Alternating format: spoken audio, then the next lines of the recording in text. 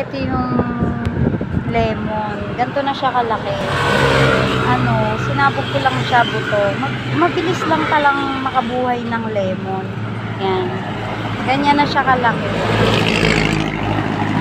Nabasa ko kasi, according to Dr. Gupta, napakarami palang benefits nitong lemon leaves. Lalagay mo siya sa hot water, yung dahon niya, tapos iinumin mo.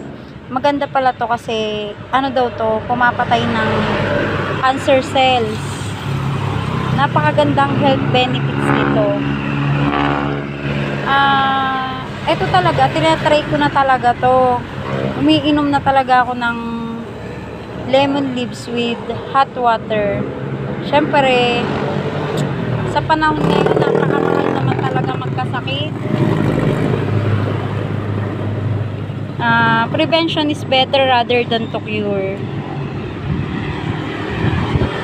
Nagsisimula daw talaga yung meron na naman daw talaga tayong cancer cell.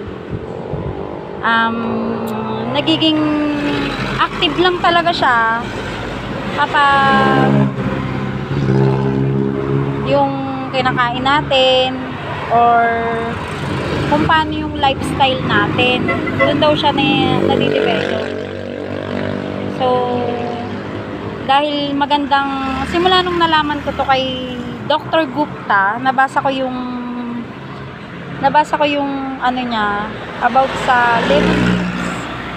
Talagang tinatry ko na to para hindi na rin kami magkasakit, no? Ang hirap talaga magkasakit, napakamahal ng gamot, ng pagpapagamot. So para maiwasan natin, di-try na din natin. Wala namang masama.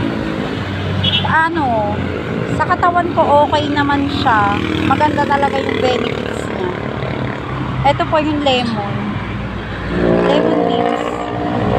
Yan. Marami siyang benefits sa katawan. Syempre wala yung masamang epekto kasi organic naman.